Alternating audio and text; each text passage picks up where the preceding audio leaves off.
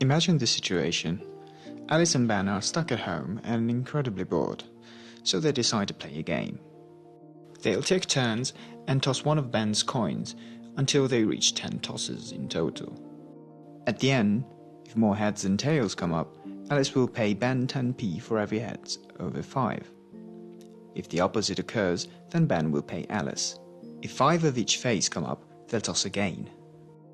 In this case, there were 6 heads and 4 tails, so Alice owes Ben 10p. While in this one, 8 tails and 2 heads mean that Ben has to give Alice 30p. However, there's a problem. Alice doesn't really trust Ben. He's the type of guy that likes playing pranks on his friends and might definitely have a loaded coin lying around for these types of occasions. Alice doesn't really want to be fooled, but she has no way to find out whether Ben is cheating or not. So, she decides to set up a trial of sort. She'll start by presuming Ben innocent and see if the outcome of the game allows her to conclude that the coin is fair. I use a green border to indicate a fair coin and a red border for a loaded one. Since coin tossing can be modeled quite accurately using probability, to support her decision, Alice is going to use what statisticians call hypothesis testing. The interesting thing about hypothesis testing is that it works very similarly to a trial. As a statistician, Alice sets out from a null hypothesis called H-null, or in legal terms, a presumption of innocence. Under this assumption, she details all the possible outcomes and their corresponding probabilities. So, in this case, all the probabilities of getting a certain number of heads between 0 and 10 in 10 tosses. After that, she evaluates how likely is the outcome she actually observed under this null hypothesis framework. So, under the presumption of innocence. If she deems too unlikely what she sees, she'll reject the null, or convict Ben. Otherwise, she'll acquit him. Using the binomial distribution, Alice can exactly compute all the probabilities she needs. This is a plot of all the possible number of heads that might come up in 10 independent tosses with the corresponding probabilities. The taller the bar, the higher the probability of that number of heads coming up in 10 tosses. The important idea about this bar plot is that its underlying assumption is that the coin is fair. So, the probability of heads for a single toss is the same as the probability of tails, so 0.5. In general, once you've chosen if you want to focus on heads or tails, you can encapsulate all the information about this experiment using this notation. So, 10 tosses, each with probability of a half. Before we move on, I'll just mention that if Alice didn't want to presume Ben innocent, she could compute all these probabilities for a different binomial distribution. So in this case, heads would be more likely than tails, and each toss will show heads with 80% probability. Or, in this case, tails would be more likely than heads. In these two cases, however, Alice wouldn't obviously be judging Ben based on a presumption of innocence, but the underlying decision mechanism we're about to discuss will be the same. In any case, H-null with p equals 0.5 is the most reasonable hypothesis to use, so let's focus on this one. So now that Alice can calculate all the probabilities she needs under a certain null hypothesis, she still needs a rule to make a decision. In which cases is she going to convict or acquit Ben? A reasonable approach would be to try to minimize the probability of making a mistake. So, what are the possible errors she could make? Let's start from the fact that, obviously, the coin is either fair or loaded. So Alice can make two types of errors. She could guess that the coin is loaded, when in fact it's fair, or the other way around, so she could guess that the coin is fair when it's actually loaded. We'll, very originally, call these errors Type 1 and Type 2. Recall that under the null hypothesis, Alice is assuming that Ben is innocent, so that the coin is fair, and she's willing to reject this hypothesis of innocence only in the case that the outcome of the game is too unlikely for her assumption to be true, or, in more legal terms, beyond a reasonable doubt. From a statistical perspective instead, by focusing on trying to avoid to convict an innocent, Alice is simply controlling for type 1 error.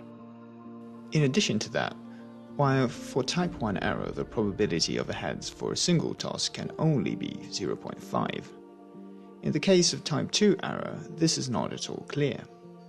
If she assumes that the coin is loaded, should she pick 0.6 or 0.9 or maybe 0.55? But how to tell when an outcome is too unlikely? Again, under the null hypothesis, Alice can choose the probability of committing a type 1 error. We call this probability significance, and we use the Greek letter alpha to indicate it. Crucially, Alice has to choose alpha before the first throw. Otherwise, she could be influenced by the outcomes. If Alice chooses a significance level of 0.01, this means that she's willing to make a type 1 error, wrongly convicting Ben, with probability 0.01 or 1%. The 1% most unlikely outcomes occur when 8 heads or more come up. The set containing these outcomes is called the rejection region. Of course, there's a trade-off to take into account. The choice of alpha can be rather arbitrary and depends heavily on the type of problem you're facing. With a 5% alpha, for example, Alice will be more likely to accuse Ben if he was actually cheating, but also more likely to make a type 1 error. An important thing to remember is that alpha doesn't say anything about the probability of wrongly convicting Ben regardless of the state of the coin. Alice does not know the truth about the coin, and alpha is defined under the assumption of the coin being fair. Okay, so let's see how all of this will eventually play out. So remember that the game consists of 10 coin tosses, and Alice pays 10p for every heads over the 5th. First, she computes all the probabilities under the null. Then, she chooses a significance level for the test. In this case, she picks a very small 0.1%. With a significance set, Alice can easily identify the rejection region, the most unlikely outcomes, which in this case are going to be 9 and 10 heads. It's important to notice that when the outcome falls outside of the rejection region, statisticians usually call this a failure to reject, rather than acceptance of the null. This derives from the fact that all of this evaluation of evidence and outcomes is based on assumptions rather than knowledge of the truth. But let's not get sidetracked. Now that the framework for her decision is set, Alice is ready to play the game and see what comes out. 9 heads. Well, that's a lot. Finally, she can compare the outcome to the rejection region and see what decision she should make. And that's definitely for a rejection of the null. Although this might seem like a rather weird example, hypothesis testing is widely used in statistical data analysis. It is one of the main tools used in medical research, in particular in clinical trials. Let's have a quick look at how statistical testing might be used in this context. Let's say you wanted to test the effectiveness of a new drug for lowering blood pressure. A clinical trial would be designed around 2 randomly selected groups called control and treatment. The control group would receive a placebo, while the treatment group would receive the actual new drug. Before the study begins, a very detailed protocol, including all the statistical analysis that the researchers intend to perform on the data, has to be deposited to regulatory agencies. This way, they have no incentives to modify the analyses based on the outcomes of the trial. This is the same rationale behind how Alice had to choose a significance level before the first throw. Every individual in each group would have their pressure measured before and after taking the drug, or the placebo. With this data, we can compute the average change in blood pressure in each of the 2 groups. Similarly to what Alice did with the coin tossing experiment, we can define a null hypothesis H null where the average difference in each group is the same. So, instead of a presumption of innocence, here we have a presumption of no effect, or, equivalently, that the difference of the 2 averages is 0. As we did with the binomial distribution, with some assumption we can also find the distribution of this difference under the null hypothesis. This new distribution is called students T. Under H0, the mean of this T distribution will be 0. So, the drug will be deemed effective if the observed difference between the two groups will be judged too unlikely under the assumption of the null hypothesis being true. This is the same as what Alice did when rejecting the null hypothesis of innocence. In this case, a very large mean difference would mean that the drug is indeed effective, and H0 should be rejected.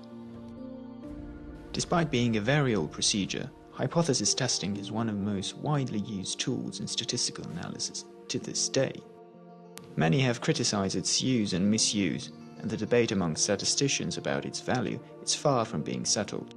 As with every scientific methodology, it's nothing more than a tool. It can be extremely powerful, as it can be misleading.